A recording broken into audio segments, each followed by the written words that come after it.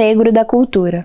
Antônio Carlos Marques nos presenteou com a constante luta pelas manifestações populares. Acolheu o que é do povo, os costumes e a pluralidade das expressões. Por onde passou, não teve apenas companheiros, conquistou amigos que testemunharam de perto a sua contribuição. A nossa amizade foi uma amizade assim, de 40 anos, de trabalho, de vida, de amizade mesmo, de trabalho sincero, junto à cultura em Uberaba. Principalmente junto à cultura popular, né, que é a que tanto ele quanto eu que mais temos afinidade. E nós fizemos um trabalho grande e eu tive muita influência dele nesse aspecto. Sim, ele nos incentivava. O bom disso é que o professor era um incentivador da cultura. Ele não era só conhecedor, mas ele era um incentivador. Ele nos dava incentivo para que a gente preservasse esse tipo de cultura. Ele batalhava, ele lutava com a gente, né, para que isso não acabasse. E foi um cara que me deu várias oportunidades e foi um cara que nunca falou não para mim, né? E sempre falava para mim que eu tinha que correr atrás e representar, porque atrás de mim tinha várias pessoas, né? Eu conheci Antônio Carlos Marques em 1970, muito tempo, né? A gente era estudante lá na FISTA, Faculdade Integrada Santo Tomás de Aquino. Ele fazia jornalismo, eu fazia letras e a gente se encontrava nos corredores da faculdade, fazendo sempre uma atividade cultural.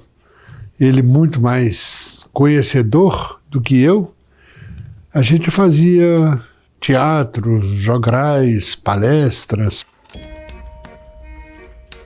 Inaugurado no dia 4 de abril de 1983, o Circo do Povo carrega uma rica bagagem de transformações socioculturais em Uberaba. Antônio Carlos foi um dos fundadores do projeto itinerante.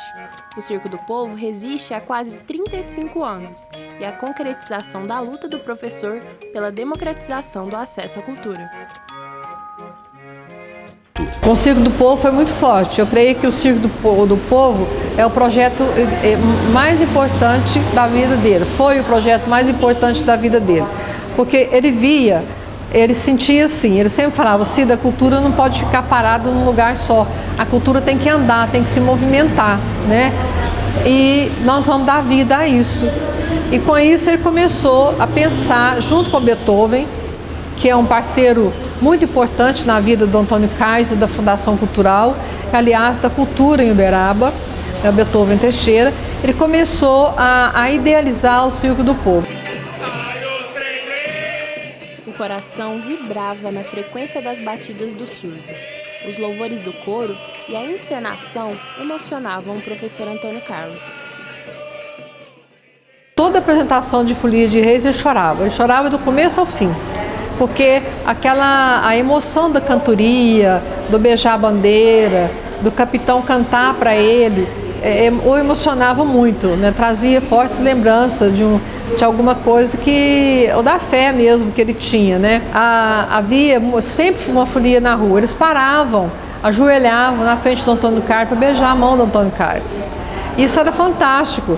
As pessoas comuns da rua, os jovens comuns da rua, paravam, ô professor, meu pai, e beijava a mão do Antônio Carlos, ajoelhava na frente dele, agachava e beijava a mão dele, como um padrinho dele. Conhecia como poucos a religião católica, inclusive o sincretismo religioso, sabe tudo de Folia de Reis. Veja, é uma atividade cristã, Folia de Reis ou católica, né? E ele navegava, ou ele perpassava por todos os credos, sem preconceito, sem ideologia, sem radicalismo, aceitava todos, acolhia todos. Negritude e resistência. Antônio Carlos participou ativamente das tradições de matriz africana. Também foi expoente da festa da Nossa Senhora do Rosário em Uberaba. Uberaba é uma cidade que tem uma referência em termos de movimento negro, desde a década de 70, com o primeiro prefeito negro, E isso me aproximou da cidade. E nessa aproximação eu conheci o nosso querido professor Antônio Carlos Marques, com quem eu não convivi muito. Tive talvez umas 2 ou 3 vezes com ele, mas de quem eu guardo uma imagem muito positiva, de um grande militante, uma pessoa engajada no resgate das tradições afro-brasileiras, que aqui em Uberaba são intensas, muito fortes. Convivi com ele nesses momentos e estou aqui hoje homenageando a memória dele e devolvendo em forma de samba o que Uberaba me deu em termos de tradições africanas. A participação do professor era muito intensa, né? Eu chego a dizer assim que o professor era um pai, para nós era um pai da cultura, né? E o professor participava, a participação assídua dentro da Congada, dentro das folias de reis, do carnaval. Até o ano passado a gente tinha um projeto aqui que o professor nos ajudou muito, que era o projeto Juventude Ativa, que era um projeto que falava sobre congadas nas escolas. Então a gente trabalhou durante 1 ano e meio em cima desse projeto, levando essas informações e sim, sempre com o apoio e o incentivo dele.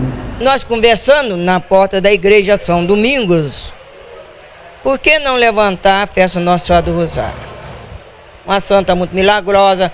A Nossa Senhora do Rosário é a santa que era da raça negra, dos negros, do tempo do cativeiro, a quem eles chamavam na senzala, a hora que estava apanhando, a hora que estava preso, que ia ficar na senzala, eles chamavam Nossa Senhora do Rosário, e ela que valia ele. O protesto político e social do hip-hop também ganhou espaço na vida do professor. Enquanto presidente da Fundação Cultural, contribuiu para o registro desse movimento popular como patrimônio imaterial da cidade de Uberaba em 2016. A poesia das rimas nunca mais faltou.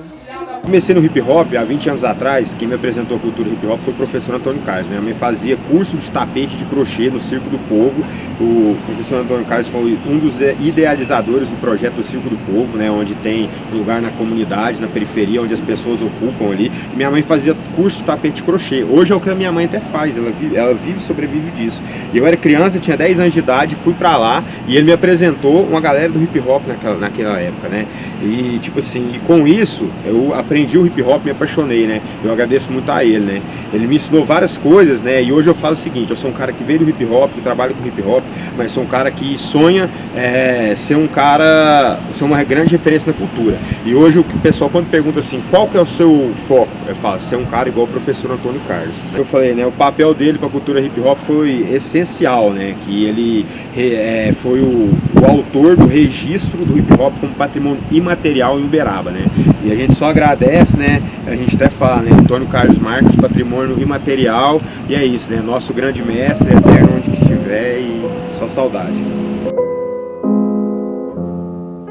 Nos palcos da vida, foi protagonista no papel de agente cultural.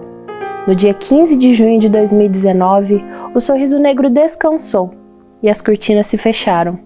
O que nos resta é a certeza do grande espetáculo que foram os seus 65 anos de existência.